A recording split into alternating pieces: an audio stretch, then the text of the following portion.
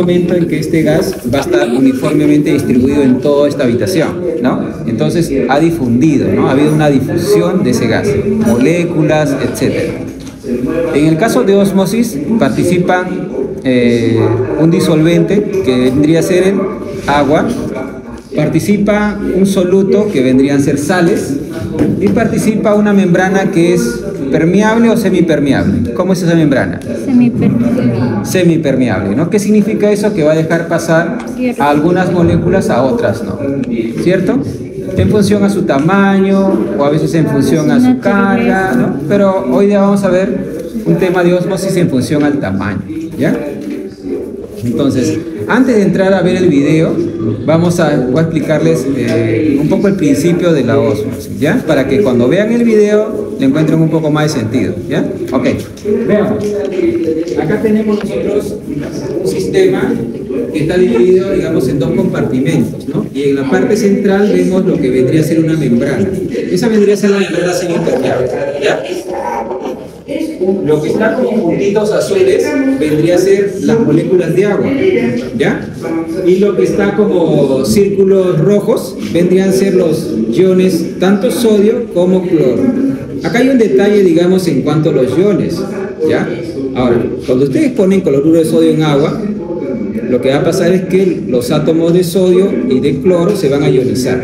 O sea, cada uno va a adquirir una carga eléctrica, ¿no? Eso se sabe.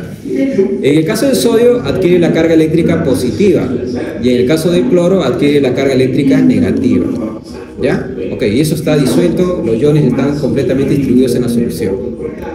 Pero en este caso vamos a tener una membrana semipermeable que nos divide. ¿Ya? ¿Qué pasa? Que si ustedes ven, por el tamaño del poro no va a atravesar ninguno de los iones. Lo que sí va a atravesar a ambos lados es el agua, pero no los iones, ¿ya? Ahora, pero ¿cómo es que se genera esa migración del agua? ¿Cómo es que se genera, digamos, eso lo que nosotros conocemos como presión osmótica, ¿no? Una fuerza de empuje? ¿Cómo que se origina? Acá hay un principio, digamos, que gobierna cuando los iones comienzan a atraer agua. Ustedes saben que para que sea soluble, estos iones necesariamente tienen que interaccionar con el agua, o sea, tienen que estar ahí interaccionando con cargas con el agua, ¿no? El agua es un dipolo, tiene carga positiva y negativa, funciona como un dipolo. Entonces, por eso que se mantiene soluble, si no estaría precipitado, ¿ya? En este caso, el sodio es un átomo más pequeño que el cloro es el átomo más grande. Y hay un fenómeno que ocurre en estos átomos, estos iones, que es la carga eléctrica o la capacidad de carga eléctrica que tienen. En el caso del sodio, por ser pequeño, más pequeño que el cloro, tiene una mayor capacidad de carga. O sea, en otras palabras, va a tener mayor posibilidad o poder de atracción de las moléculas de agua. O sea, va a interaccionar con más moléculas de agua. Es como lo vemos acá. En el caso del cloro, con menor número de moléculas de agua. Eso va a generar una fuerza de arrastre, ¿no? Es como si ustedes ponen una esponja, digamos, en el agua que se puede agarrar en la mesa y va a succionar, ¿no? Esa fuerza digamos, de apoderarse del agua para interaccionar estos átomos, estos iones, hace que se genere esa fuerza y que mueve el agua de esta sección a esta sección. Y es por eso que ustedes ven que dirán, ¿no? Pero ¿por qué acá el nivel aumenta, no? Porque acá el nivel de agua es mayor. Ese empuje es lo que genera la presión osmótica, ¿ya? O sea, en sí, eso es lo que genera la presión osmótica. Entonces acá tenemos el sodio, tenemos el cloro y lo vemos solvatado, ¿ya?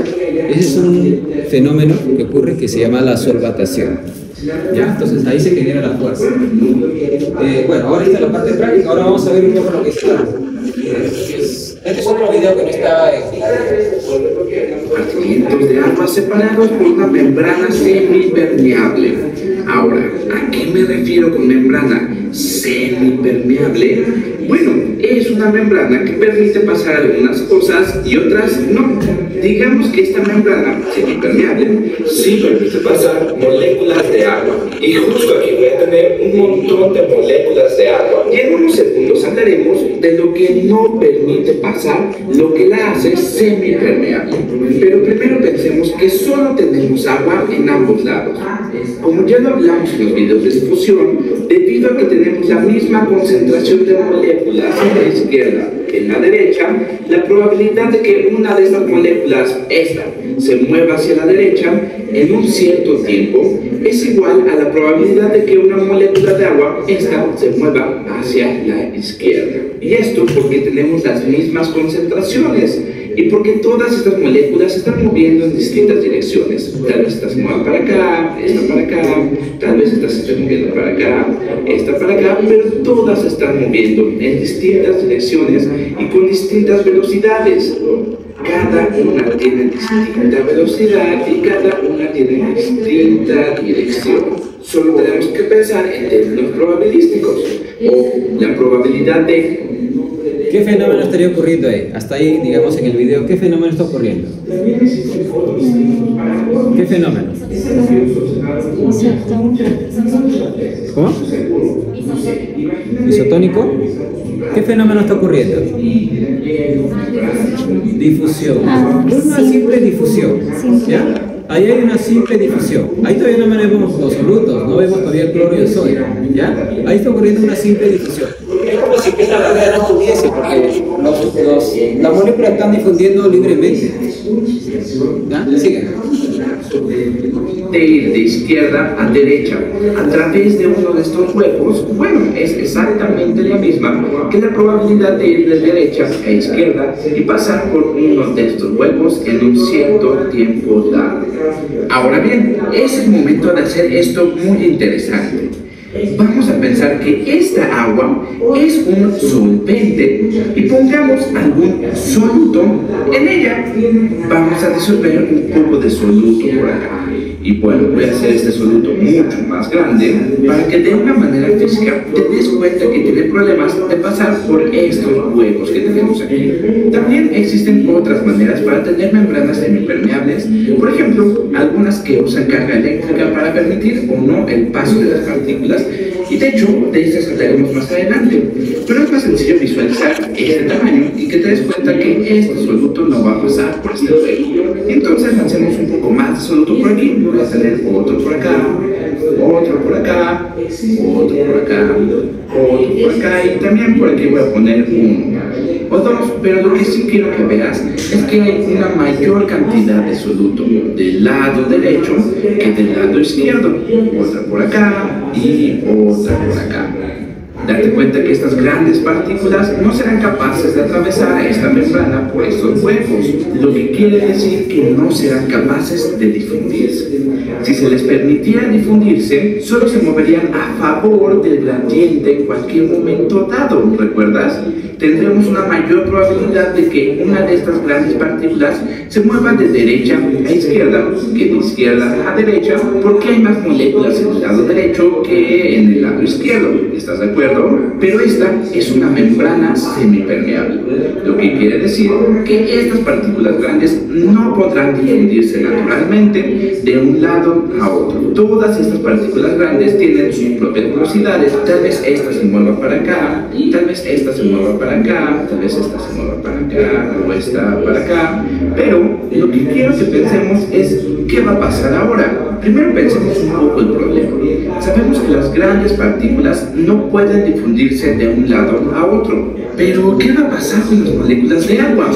Las moléculas de agua del lado izquierdo no van a ser detenidas y si se mueven en el camino correcto, ellas podrán moverse de izquierda a derecha, atravesando sin ningún problema estos huecos.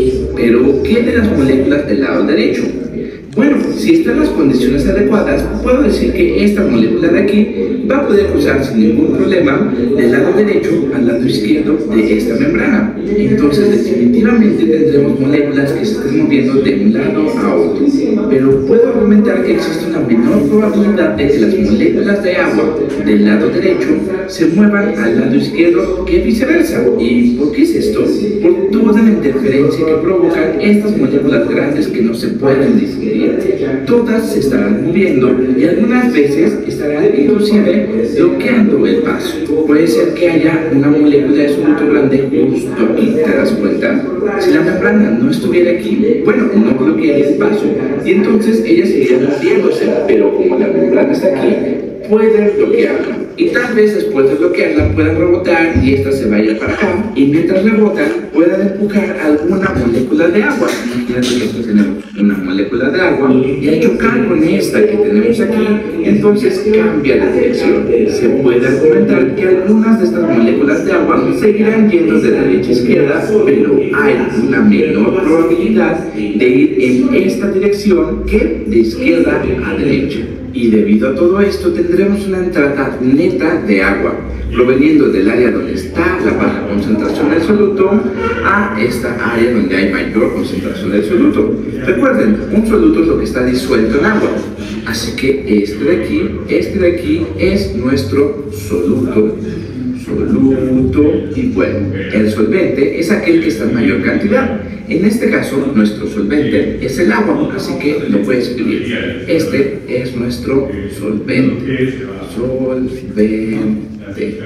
Entonces, el soluto se disuelve en el solvente y así tenemos una migración neta de moléculas de agua de esta solución, la que tenemos a la izquierda, con una baja concentración de soluto, a una solución con una alta concentración de soluto. Ya este fenómeno le llamamos ósmosis. Déjame anotarlo. Este es el fenómeno que se le conoce con el nombre de ósmosis. También existen otros ejemplos para ósmosis. Es algo que hemos observado muchas veces. Estoy seguro. No sé, imagínate en algo que está acostumbrado al agua dulce y tiene piel o membranas que permiten el paso del agua y después ponlo en agua salada. Vaya problema, como esas cosas famosas llamadas babosas que no les irá nada bien en presencia de la sal, porque el agua dentro de la babosa hará lo mismo que sucede en este diagrama. Ahora, esta es una explicación de la que acabamos de hablar sobre el fenómeno de ósmosis, en donde tenemos moléculas que no pueden pasar a través de la membrana e impiden que las moléculas del agua vayan de derecha a izquierda. Seguramente estas moléculas de soluto rebotan y posiblemente causan que las moléculas del agua se muevan en esta dirección. Esto cuando chocan con los solutos. Otra explicación es que muchas veces el soluto que ha sido disuelto en el agua tiene una carga eléctrica asociada a él. Cuando pensamos en sal de mesa, en la sal de mesa habitual, tenemos cloruro de sodio, pero cuando se disuelve en el agua, tenemos en primer lugar unos iones de sodio, los voy a poner aquí, iones de sodio con una carga parcial positiva, mientras que también tenemos iones de cloro, déjame ponerlos así, con una carga parcial negativa. Los iones de sodio son positivos y los iones de cloro son negativos. Y este bloqueo va a ser distinto al bloqueo mecánico del que acabo de hablar. Existe la idea de que debido a que estos son iones y tienen carga eléctrica, hacen que el agua que tiene carga parcial se pegue más a estos iones. Y cuando el agua se pega a ellos, los iones no serán capaces de atravesar esta membrana. ¿A qué me refiero cuando digo que el agua se va a pegar a esos iones? Bueno, veámoslo así. Cuando pensamos en una molécula de agua, hay un oxígeno por aquí que por cierto tiene una carga parcial negativa y a este oxígeno está pegado a dos hidrógenos, ¿estás de acuerdo? Un hidrógeno por aquí, otro por acá, los cuales tienen una carga parcial positiva. Entonces tenemos que el extremo del oxígeno, que está un poco alejado de estos hidrógenos, será atraído a las moléculas de sodio. Ahora, a simple vista vemos que el sodio no pasa a través de la apertura de la membrana. Ahora imagínate que estos amigos, el agua, quieren pegarse a este ion de sodio. Entonces es mucho menos probable que pase a través de esta membrana y que estas moléculas del agua pasen también a través de esa membrana. De manera muy similar, si tienes un ion con carga negativa, entonces ahora podemos orientar al agua de esta manera. Aquí voy a tener al hidrógeno y por acá voy a tener al oxígeno, donde los extremos del hidrógeno tienen carga parcial positiva y van a ser atraídos al ion cloruro que tenemos aquí. Como el ion cloruro no puede atravesar, será menos probable que estas moléculas que están pegadas a él atraviesen también. Es decir, que estas moléculas van a ser más atraídas por el ion cloruro o por el ion de sodio que por las otras moléculas del agua que solamente tienen cargas parciales. Y me encantaría si alguno de ustedes me mostrara alguna simulación de esto que estoy. Para pasar, digamos, a la práctica, a la experiencia ya, les hago una pregunta, ¿ya? Concéntrense en este dibujo, ¿ya? Acá les han estado hablando ya, digamos, de la presencia de iones. Y hablábamos nosotros al principio ya de solvatación, tanto en el caso del ion sodio como en el ion cloro. Y cada átomo tiene diferentes poderes de solvatación. Ok, acá tiene la membrana, la membrana semipermeable. Imagínense ustedes que acá tienen solamente cloro, ¿ya? Iones de cloro. Y en una experiencia muy parecida, con la misma cantidad de iones, tienen sodio. ¿En cuál de los dos, no? ¿En cuál de los dos tendrían mayor cantidad de fuerza de arrastre del agua? De los dos.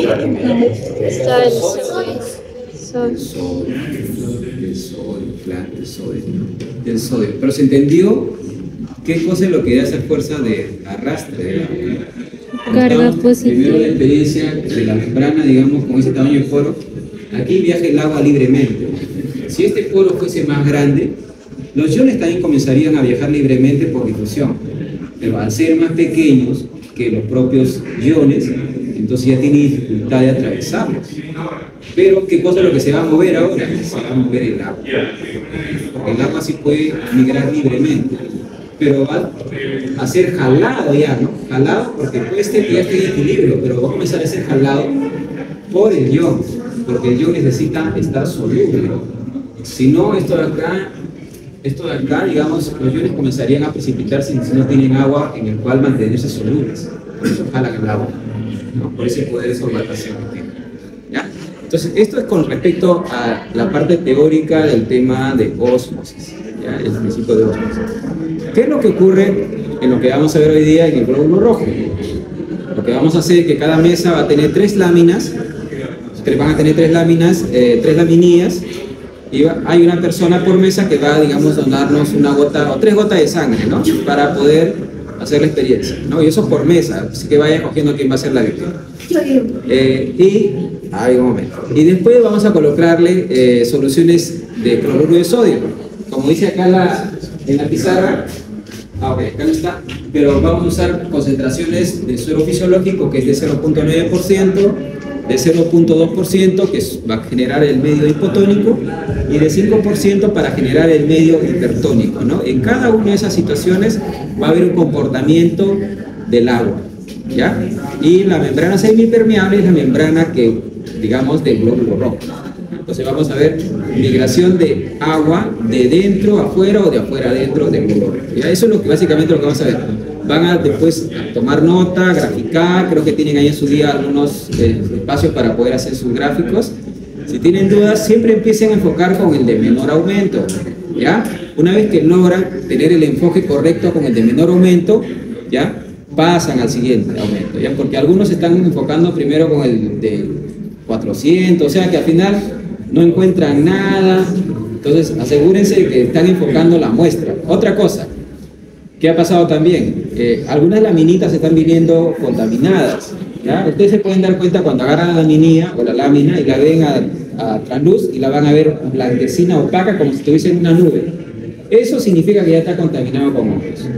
Y es probable que en la contaminación con hongos hay esporas, y sean las esporas que puedan estar observando de repente en la práctica, ¿ya?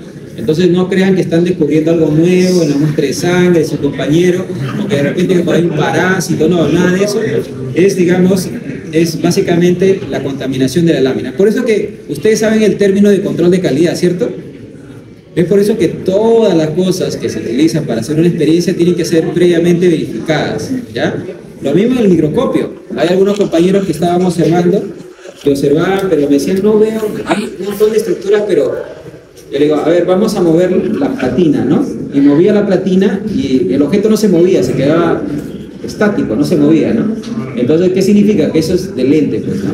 Es de lente y uno puede estar pensando que está observando algo. Entonces, si ustedes no están seguros que han enfocado bien, porque puede ser que comiencen a ver estructuras y sea de lente, yo digo, ya encontré, muevan la platina y van a darse cuenta si se mueve el objeto, significa que están enfocando la lámina. Pero si no se mueve, significa que el lente está contaminado y le falta enfocar. Les falta enfocar. Profesor, yo pienso sacarme sangre para todos mis compañeros. No, puedo sacar Ya pues, ya pues. ¿Ya? Uno por uno. ¿Tú qué mes eres? No, yo quiero de todas las mesas, ya pues, profe. Vamos a hacer uno por mesa. Voy a sacrificar. Solamente lo que van a hacer es pincharse el dedo y traten de coger la menor cantidad de sangre. O sea, no necesitan que caiga una gota. Realmente no necesitan que caiga una gota. Suficiente con que haya ya una mancha de sangre en el dedo. Presionan contra la lágrima y dejan una bolita. Porque si no van a ver una mecha muy compacta y no van a poder observar bien. ¿Ya? Ok, entonces ahora sí nos ponemos a trabajar.